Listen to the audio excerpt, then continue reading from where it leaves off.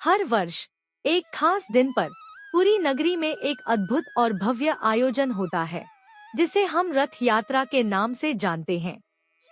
यह यात्रा केवल एक धार्मिक उत्सव नहीं, बल्कि भगवान और भक्तों के बीच एक विशेष मिलन का प्रतीक है।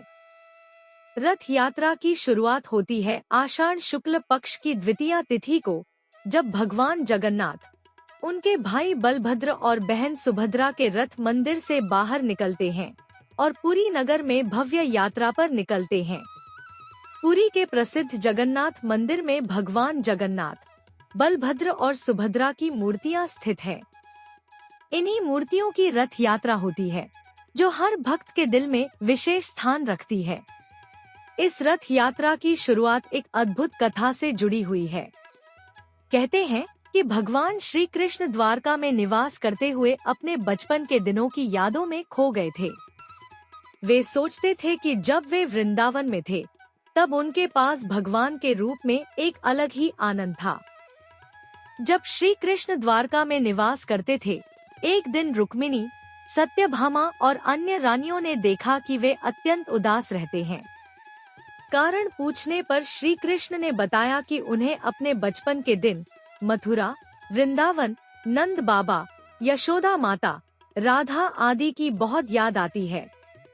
इन्हीं भावनाओं के कारण भगवान श्री कृष्ण ने अपने भाई बलराम और बहन सुभद्रा के साथ एक यात्रा की योजना बनाई।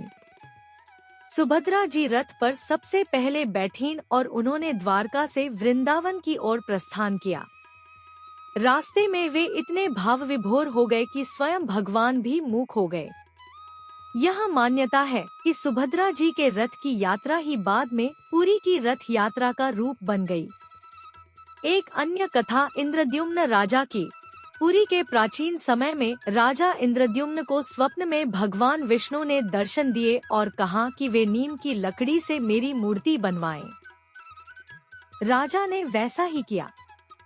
मूर्ति बनाने के लिए एक वृद्ध बढ़ी, स्वयं भगवान विश्वकर्मा, आया और कहा, जब तक मूर्ति पूरी न हो, कोई द्वार मत खोलना। राजा ने कुछ दिन बाद अधीर होकर दरवाजा खोल दिया। बड़ी अंतर्धान हो गया और अधूरी मूर्तियां रह गईं, बिना हाथ और पैर के। इन्हीं अधूरी परंतु अलौकिक मूर्तियों को भगवान का रूप मानकर मंदिर में स्थापित किया गया। रथ यात्रा इसी रूप की मूर्तियों को नगर भ्रमण कराने की परंपरा है। रथ यात्रा के दिन 3 विशाल रथ तैयार होते हैं। भगवान जगन्नाथ का रथ, जिसे कहते हैं नंदी घोष, बलभद्र जी का रथ तालध्वज और सुभद्रा जी का रथ, जिसे कहते हैं दर्पदलन। शंकराचार्य और गजपति राजा की परंपरा। रथ यात्रा से पहले पुरी के गजपति राजा स्वयं झाड़ू लगाकर रथों की सेवा करते हैं, जिसे चेरा पहरा कहा जाता है, जिससे यह संदेश जाता है कि ईश्वर के सामने सब समान है। इन रथों को खींचने के लिए लाखों भक्त उमड़ते हैं।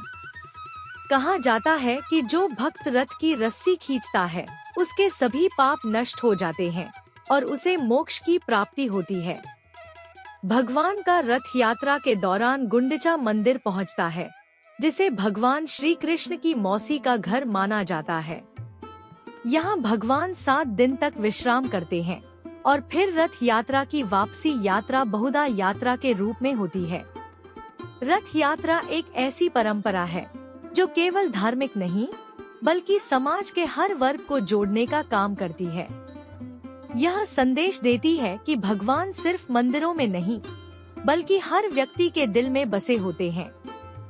रथ यात्रा केवल एक पर्व नहीं, बल्कि एक अद्भुत अनुभव है, जो हर भक्त के हृदय में ईश्वर के प्रेम और भक्ति का अद्वितीय स्थान बनाती है।